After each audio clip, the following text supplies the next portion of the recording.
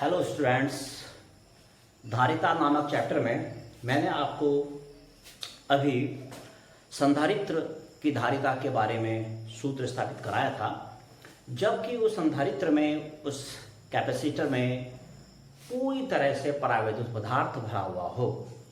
आज हम पुनः संधारित्र की धारिता के लिए सूत्र स्थापित करेंगे, लेकिन आज ऐसा संधारित्र है जिसकी प्लेटों के बीच में पूर्णतः परावैद्युत पदार्थ नहीं भरा हुआ है। प्लेटों के बीच एक परावैद्युत पदार्थ की पट्टी है, अर्थात कुछ भाग में परावैद्युत पदार्थ जैसे अभ्रक, मोम वगैरह भरा हुआ है, लेकिन शेष भाग में वायु है, परावैद्युत पदार्थ नहीं है। देखिए, अगर ऐसा संधारित्र हो तो इसकी धारिता कैसे ज्ञात करते हैं। देखिए, तो टॉपिक क्या हुआ? आंशिक परावैद्युत युक्त समांतर प्लेट संधारित्र की धारिता। देखिए, समांतर प्लेट संधारित्र तो समांतर प्लेट संधारित्र ही है भाई। ये आपका एक समांतर प्लेट संधारित्र है, जैसे कल बनाया था सेम उसी तरीके से। इसको आवेशों के स्रोत से जोड़ देंगे और इसको भाई हम जोड़ देंगे अर्थ से। इसका भू, इसे कहते हैं इसको भू संपर्कित करना। सेम जैसे इससे पहले वाले आपने वीडियो में देखा, जब हम इसको आवेश देते हैं तो आवेश इसकी भीतरी सतह पर इकट्ठा हो जाता है और प्रेरण से इसकी भीतरी सतह पर माइनस आवेश और बाहर प्लस आवेश आ जाता है। और ये जो प्लस आवेश है ये धरती के, या तो ये धरती में चला जाएगा और अदरवाइज धरती से इलेक्ट्रॉन आकर के इसको क्या कर देंगे? निरावेशित कर देंगे। दोनों में से कोई से एक बात आप कह सकते हैं। इस बात को अगर आपको डिटेल में समझना हो तो आप समांतर प्लेट संधारित्र अर्थात पैरेलल प्लेट कैपेसिटर की धारिता के लिए सूत्र जो हमने स्थापित किया था उसे ध्यान से देखें, उसमें इसको विस्तार से बताया गया है। अब हमने इसके बीच में एक परावैद्युत पदार्थ की एक पट्टी यहां पर हमने रख दी भाई। अब किसी भी परावैद्युत पदार्थ की पट्टी रख सकते हैं, ओके। और भाई ये जो परावैद्युत पदार्थ की पट्टी है इसकी मोटाई हमने ली है t, और प्लेटों के बीच की जो दूरी है वो है भैया आपकी d। जो आपका ये प्लेट है, इस प्लेट में चूंकि प्लस क्यू आवेश आता है, यहाँ माइनस क्यू आवेश आता है, तो हम कह सकते हैं कि यहाँ जो आवेश घनत्व है वो हम इसे आराम से ज्ञात कर सकते हैं। उसके लिए मतलब इस प्लेट में क्या पृष्ठ आवेश घनत्व है, उसके लिए हमें आवश्यकता पड़ेगी इसके क्षेत्रफल की। मान लिया इसका क्षेत्रफल a है। प्लेट का नाम, इसका नाम x रख देते हैं, इसका नाम y रख देते हैं आपकी समझने के लिए, ओके। तो ये आपका एक तरह से हो गया आपका चित्र। अब क्या करना है? अब देखिए भाई, अगर परावैद्युत पदार्थ की पट्टी की मोटाई t है तो इसके कितने भाग में वायु है, जबकि टोटल जो डिस्टेंस है इनके बीच की जो मोटाई है वो d है। तो हम कह सकते हैं कि वायु की मोटाई, पहले आप इसको उतार लेना, इसके बाद की बात हो रही है। आप लिख सकते हैं, चलो यही लिख देता हूं, वायु की मोटाई। वायु की मोटाई कितनी आ जाएगी भाई? वायु की मोटाई आ जाएगी d माइनस टी, ओके। इतना आपकी समझ में आ गया। इसके बाद हमने क्या करना है? सेम जैसे हमने वो आपको इससे पहले वाला डेरिवेशन कराया था, समांतर प्लेट संधारित्र की धारिता, सेम वही स्टेप यहाँ चलेंगे। उसमें हमने सबसे पहले पृष्ठ आवेश घनत्व के बारे में बात करी थी, तो यहाँ भी इसके बाद हम सबसे पहले पृष्ठ आवेश घनत्व के बारे में ही बात करेंगे। तो हम लिख देंगे, यदि प्लेटों चाहे x हो चाहे y हो, ये तो आपको पता चली गया भाई, इसमें प्लस क्यू आवेश है। अब आप ऐसा मत कहना कि यहाँ प्लस क्यू आवेश है, यहाँ माइनस क्यू आवेश है, नेट आवेश हो गया शून्य। ऐसा नहीं होता, ऐसा बिल्कुल नहीं होता। आवेश प्लस क्यू लेते हैं, वो आवेश लेते हैं जो आपने दिया है। ये जो माइनस क्यू आवेश है ये प्रेरण से उत्पन्न हुआ है, आपने नहीं दिया है, आपने केवल प्लस क्यू आवेश दिया है, तो इसलिए आवेश हमेशा प्लस क्यू लेते हैं, इस बात में कोई शक नहीं है। अब बिल्कुल मैं वही स्टेप फॉलो करूंगा जो स्टेप हमने समांतर प्लेट संधारित्र में फॉलो किए थे।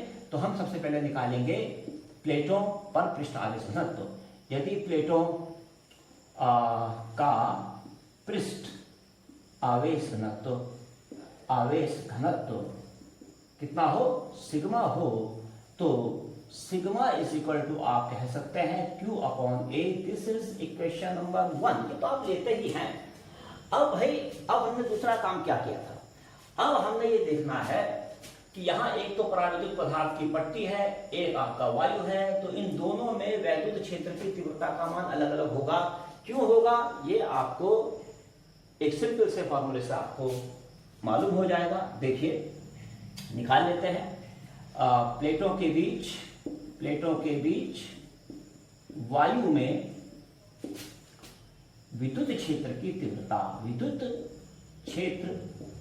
तीव्रता, इसका नाम मैं अगर E1 लेता हूं तो E1 इक्वल टू हो जाता है सिग्मा अपॉन एप्सिलॉन नॉट, है ना भाई। अगर परावैद्युत पदार्थ की पट्टी होती है या परावैद्युत पदार्थ होता है तो sigma upon K epsilon not लेते हैं, और अगर वायु हो तो के की वैल्यू 1 होती है, तो E1 equal to sigma upon epsilon naught हम इसको लेंगे। This is equation number 2। Okay, बिल्कुल स्पष्ट करिए, अगर हम प्लेटों के बीच परावैद्युत पदार्थ की पट्टी भरते हैं तो उसमें वैद्युत क्षेत्र की तीव्रता अलग होती है और वायु में वैद्युत क्षेत्र की तीव्रता अलग होती है। तो अब वायु में तो हमने निकाल दी वैद्युत क्षेत्र की तीव्रता, अब कौन बचा है इसके बीच में, अब इसके बीच में बचा भाई परावैद्युत पदार्थ की पट्टी। चलिए उसमें भी हम विद्युत क्षेत्र की तीव्रता निकालते हैं। प्लेटों के बीच परावैद्युत पदार्थ की पट्टी में वैद्युत क्षेत्र की तीव्रता कितना आएगा भाई, वहां पर E2 is equal to sigma upon K epsilon naught. This is equation number 3। तो आपने इतना ज्ञात कर दिया। ओके, इसमें कोई प्रॉब्लम, बिल्कुल कोई प्रॉब्लम आपको नहीं है। अब आप, हाँ, इसमें थोड़ा हम आगे और बढ़ सकते थे, जैसे इसको मैं यहीं पर कर सकता हूं, सिग्मा की जगह Q अपॉन ए लिख दूं तो ये हो जाएगा Q upon A epsilon not, तो फिर मुझे आगे नहीं लिखना पड़ेगा। और यहां मैं इसको कर सकता हूं Q अपॉन ए के epsilon naught. This is equation number 3। चलिए अब देखिए, अब आपने प्लेटों के बीच परावैद्युत पदार्थ की पट्टी, यहां पर वैद्युत क्षेत्र की तीव्रता E2 ज्ञात कर दी, यहां आपने E1 ज्ञात कर दिया। इसके बाद का स्टेप क्या है, इसके बाद का स्टेप है प्लेटों के बीच विभवांतर ज्ञात करना। ओके, अरे भाई, जब वैद्युत क्षेत्र की तीव्रता अलग अलग है परावैद्युत पदार्थ में और वायु में, तो भाई विभवांतर भी 100% अलग होगा। तो चलिए अब विभवांतर निकालते हैं, शॉर्ट में लिख देते हैं प्लेटों के बीच विभवांतर, प्लेटों के बीच विभवांतर V इक्वल टू क्या हो जाएगा। आप इसको ऐसे कर सकते हैं, पहले इसमें निकाल लीजिए वायु में, तो वायु में आ जाएगा E1। देखो फॉर्मूला तो V equal to E into D होता है, ये तो आपको याद है ही, इसमें तो कोई प्रॉब्लम नहीं है। E equal to V upon D आपने प्रूव कर रखा है, तो V इक्वल टू आ जाएगा E1 इंटू डी की जगह क्या है, E1 अर्थात वायु में D की जगह कितनी मोटाई है भाई, D माइनस टी, वायु की मोटाई D माइनस टी है, तो आप ले लीजिए इसको D माइनस टी। ओके, और प्लस परावैद्युत पदार्थ में क्या है E2 इंटू, और मोटाई कितनी है T, तो हो गया E1 D माइनस टी और प्लस E2 इंटू टी। अब आप इनकी जगह इनकी वैल्यूज रख दें। मतलब हमने क्या किया, हमने ये किया कि भाई परावैद्युत पदार्थ की पट्टी में हमने के बीच विभवांतर निकाला, परावैद्युत पदार्थ की जो पट्टी है उसके बीच विभवांतर निकाला, तो भाई वो विभवांतर आपका ये आ गया। और वायु में विभवांतर निकाला, वो ये आ गया। टोटल विभवांतर के लिए उनको क्या कर दिया, प्लस कर दिया। Okay, easy. अब हम इसमें वैल्यू रख सकते हैं, तो V इक्वल टू आ जाएगा E1 की जगह Q upon A epsilon not into D minus T, और प्लस E2 की जगह Q अपॉन ए के एप्सिलॉन नॉट और इंटू टी। अब आप इसमें क्या करें, अब आप इसमें कॉमन ले लें, तो V इक्वल टू आपका कॉमन क्या आ रहा है, कॉमन आ रहा है Q upon A epsilon not. तो यहाँ क्या बच रहा है भाई, यहाँ बच रहा है आपका D माइनस टी, और प्लस यहाँ क्या बच रहा है आपका, देखिए T अपॉन के, ये आपका यहाँ पर बच रहा है। तो V इक्वल टू कितना आ जाएगा, Q upon A epsilon naught और D माइनस, इन दोनों में आप T कॉमन ले लीजिए, जब कॉमन लेंगे तो क्या आएगा 1 माइनस 1 अपॉन के। ओके, तो ये आपके समझ में आ गया। तो इस तरीके से आपने V का मान निकाल दिया। अब क्या आपको V का मान निकालना था? नहीं, आपको तो धारिता निकालनी है। तो धारिता क्या आएगा? इसलिए धारिता C इक्वल टू होता है Q अपॉन V। ठीक है, तो इज इक्वल टू, चलो एक काम करता हूं, अब इसको ऊपर लिखता हूं, है ना, यहां लिख देता हूं इसको, तो आप उतार ही लेना, इसमें कोई प्रॉब्लम नहीं है। चलिए, तो धारिता C इक्वल टू कितना आ जाएगा? Q अपॉन, और V की जगह लिख देंगे हम Q upon A epsilon naught और into D minus T 1 minus 1 upon K। तो Q से Q cancel, C equal to A epsilon naught upon D minus T 1 minus 1 upon K।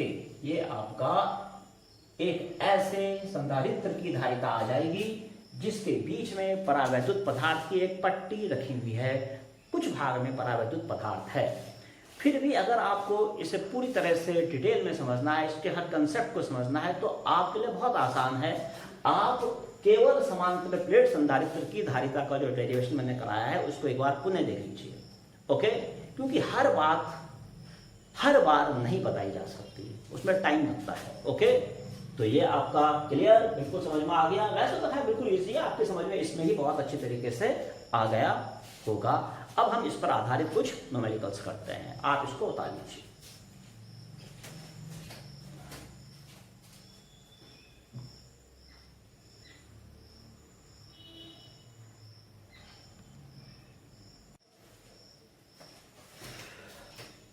चलिए फिर अब हम इसका एक न्यूमेरिकल लेते हैं, इजी न्यूमेरिकल है। एक समांतर पट संधारित्र 6 मिलीमीटर मोटे आगनूस की प्लेट से आंशिक भरा हुआ है। मतलब क्या हुआ कि एक पैरेलल प्लेट कैपेसिटर है और उसके बीच में एक परावैद्युत पदार्थ की एक पट्टी है, उससे वो आंशिक रूप से भरा हुआ है, अर्थात शेष भाग में वायु है। संधारित्र की प्लेट का क्षेत्रफल दे रखा है, कैपेसिटर की जो प्लेट है उसका आपको एरिया दे रखा है, और प्लेट्स के बीच का आपको डिस्टेंस भी दे रखा है, और जो आपका ये डाइइलेक्ट्रिक है, आई बात समझ में, इसका डाइइलेक्ट्रिक कांस्टेंट परावैद्युतांक 3 है। आपको संधारित्र की धारिता ज्ञात करनी है। तो देखिए, सबसे पहले आपको धारिता का फॉर्मूला याद रहना चाहिए। याद होगा आपको A एप्सिलॉन नॉट और D माइनस T और 1 माइनस 1 अपॉन K। ये हमने अभी इसको प्रूव किया है, तो ये इसका फॉर्मूला हो गया। अब देखते हैं इसमें क्या क्या चीजें लगेंगी। समांतर पट संधारित्र इतने आगनूस की प्लेट से भरा हुआ है, तो व्हाट इज दिस? ये क्या है भाई? ये जो है ये आपका परावैद्युत पदार्थ की मोटाई है। तो इसको इनमें से क्या है? ये इनमें से ये T है। अरे D नहीं है, D तो प्लेटों के बीच का डिस्टेंस है। तो ये क्या है आपका T इज इक्वल टू हो गया 6 × 10⁻³ मीटर। 6 मिलीमीटर है ना, तो इसको हम ऐसे लिख देंगे। और प्लेट का क्षेत्रफल आपको दे रखा है A is equal to 2 × 10⁻² metre square दे रखा है आपको। प्लेटों के बीच की दूरी D is equal to 0.01 metre है, और K इज इक्वल टू आपका 3 है, और आपको C आपको फाइंड आउट करना है। ओके, सब कुछ हमारे पास है, इजीली हम इसको फाइंड कर सकते हैं। A की जगह 2 × 10⁻² लिख लीजिए। एप्सिलॉन नॉट की वैल्यू आपको याद होगी, इसमें तो कोई प्रॉब्लम आपको है नहीं, ये तो आपको दे रखा है, ओके। और D आपका 0.01 हो गया, माइनस T की जगह 6 × 10⁻³ और 1 माइनस 1 अपॉन 3। ये इतना तो आपको मालूम हो गया। चलिए, जगह बनाने के लिए इसको हटा देते हैं, ये तो अब आपके समझ में आ गया है क्या क्या हमें दे रखा है। ओके, चलिए शुरू करते हैं इसको सॉल्व करना, बहुत इजी। 2 × 8.85 × 10⁻14 ऊपर होल अपॉन 0.01 माइनस 6 × 10⁻³ × 2 अपॉन 3। 3 से ये कैंसिल 2 टाइम्स, तो कितना हो गया भाई आपका 2 × 8.85 × 10⁻14। इसको मैं कर सकता हूँ 17.70, ये लिख सकते हैं इसको, होल अपॉन क्या आ जाएगा 0.01 माइनस 4 × 10⁻³ आया समझ में आपके? अच्छा जी, ये तो आपका हो गया इसमें, और ये हो गया आपका, ये पॉइंट में है और ये पॉइंट में नहीं है, तो ठीक है, आप इसको 10⁻³ में आप इसको कन्वर्ट कर दीजिए या चाहे इसको कन्वर्ट कर दीजिए, आपकी इच्छा है। तो ये आ गया आपका 17.70 इंटू 10⁻14 और होल अपॉन 0.01 माइनस, जब आप इसको नीचे लाएंगे तो 10⁻³ अर्थात 1000 से इसमें डिवाइड करेंगे तो 0.004, तो ये आ गया 17.70 इंटू 10⁻14 होल अपॉन, इसको माइनस कर दीजिए जनाब, क्लियर। तो जब आप माइनस करेंगे तो कितना आएगा 0.006, ठीक है। इतना आपकी समझ में आ गया। अगर इतना आपकी समझ में आ गया तो अब आगे चलते हैं। तो ये आ गया आपका 17.70 इंटू 10⁻14 और होल अपॉन 6 इंटू 10⁻3, इसे ऊपर ले जाओ तो 7, इससे ये कट जाएगा क्या, इसे काट के देखते हैं, चलो ठीक है। तो चलो पहले एक काम करें, 17.70 इंटू 10⁻, कितना आ गया ये -11, भाई +3 हो जाएगा ना, और अपॉन 6। अब 6 से आप इसमें डिवाइड कर दीजिए, 6 2 12 12 5 7,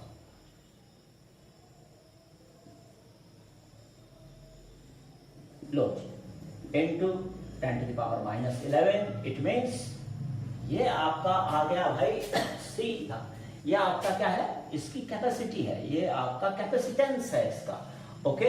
और कैपेसिटेंस का होता है फैराड, ये फैराड में आ गया, तो 29.5 इंटू 10⁻12 फैराड भी इसको कह सकते हैं, ये इसका आंसर आ चुका है। अगर कोई बोले कि भाई इसको पिको फैराड में बताओ, तो आपको मालूम है 1 farad is equal to 10⁻12 pico farad, तो ये आपका आ जाएगा 29.5 पिको फैराड। इसमें भी कह सकते हैं, जरूरी नहीं है, खाली इससे काम चल जाएगा। तो इस तरह से आपकी समझ में आ गया होगा। एक और न्यूमेरिकल लेते हैं।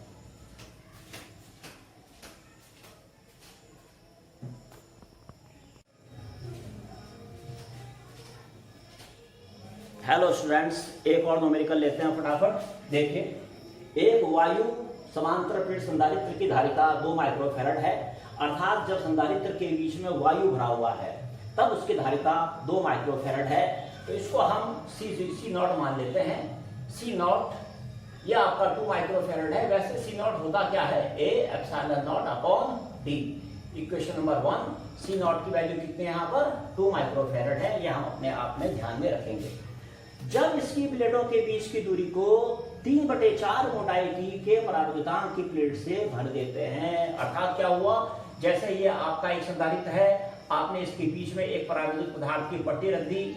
अगर इसकी मोटाई टोटल d है, इस पराविद्युत पदार्थ की जो मोटाई है 3/4d है, तो आपने इतनी मोटी एक पराविद्युत पदार्थ, एक डाइलेक्ट्रिक पदार्थ की आपने पट्टी इसके बीच में रख दी है। इतनी बात आपकी समझ में आ गई। चलिए इस पर आगे चलते हैं। तो जब हम ये ऐसा करते हैं, जब पराविद्युत पदार्थ की पट्टी रखते हैं तब धारिता क्या होती है, पराविद्युत पदार्थ की पट्टी रखने पर, पदार्थ की पट्टी रखने पर C इज इक्वल टू आ जाएगा, क्या आ जाएगा बोलिए, A epsilon naught whole upon, क्या होता है आपको फॉर्मूला तो याद होगा, T minus T1 minus 1 upon K। This is equation number 2। ये आपकी समझ में बात आ गई। चलिए इसको सॉल्व कर देते हैं, आपस में डिवाइड कर देते हैं इसको। तो C naught upon C is equal to, भाई जब दो इक्वेशन बन जाती है तो सॉल्व कैसे किया जाता है, आमतौर पर डिवाइड करके किया जाता है। इज इक्वल टू, इससे ये कैंसिल, ये ऊपर चले जाएगा, d minus T 1 minus 1 upon के और होल अपॉन कितना आ जाएगा d। ये आपकी इक्वेशन बन गई। अब जरा मेरी बात जरा पहले सुन लीजिए, देखिए कितना इजी क्वेश्चन है। पहले तो संधारित्र की धारिता 2 माइक्रोफैरड दे रखी है, अर्थात C नॉट की वैल्यू आपको दे रखी है। जब इसके बीच में हमने एक पट्टी रख दी तब धारिता 4 हो गई, अर्थात C की वैल्यू कितनी है, 4 है। ओके, और भाई यहां पर जो ये T होता है, T क्या होता है, T होती है पराविद्युत पदार्थ की पट्टी की मोटाई। समझ में आ रहा है ना आपके, ये तो बताया था मैंने, ये T है। ओके, तो यहाँ T की जगह हम लिख सकते हैं 3/4D, क्योंकि इसकी मोटाई कितनी है, प्लेटों के बीच की दूरी की 3/4, 3/4। तो टी की जगह आ गया 3/4 ऑफ किसका, टोटल अर्थात डी। तो इसको हम रख सकते हैं, तो रख देते हैं। जब रख सकते हैं तो रख देते हैं भाई। तो क्या आ जाएगा, C0/C is equal to D minus, यहाँ आ जाएगा 3/4 ऑफ डी 1 - 1/k और होल अपॉन डी। ओके, इसको सॉल्व कर दिया जाए तो C0 की जगह वैल्यू रखिए 2, इसकी जगह वैल्यू रखिए 4 is equal to D common ले लीजिए। जब डी कॉमन लेंगे डी से डी कैंसिल हो जाएगा, बचेगा 1 minus 3/4 of 1 minus into 1 - 1/k, और ये भी आपका कैंसिल हो जाएगा 1/2। चलिए आगे सॉल्व करें। 1/2 इज इक्वल टू, इसको इधर ले आते हैं भाई। अरे इसको एक काम करते हैं, इसको ले आते हैं सीधा 3/4 1 - 1/k इज इक्वल टू, इधर 1 है, इसको यहाँ ले आते हैं, 1 में से हाफ गया हाफ, खत्म। इसके मल्टीप्लाई कर दीजिए 3/4 minus 3/4k is equal to half. Okay, चलिए अब शुरू करते हैं। 3/4 minus half is equal to 3/4k। Okay, इसे सॉल्व कर दीजिए। 2/4 1/4 इज इक्वल टू 3/4k, 4 से 4 cancel, k is equal to 3। तो k अर्थात जो परावैद्युत पदार्थ की पट्टी है उसका परावैद्युतांक 3 निकल गया। कोई दिक्कत तो नहीं आपको इस क्वेश्चन में, थोड़ा जल्दी करा मैंने। ओके, एक बार और आप समझ सकते हैं, कोई दिक्कत हो तो आप एक बार और समझ लीजिए, कोई दिक्कत हो तो पुनः एक बार और देख लीजिए। ओके, ठीक है।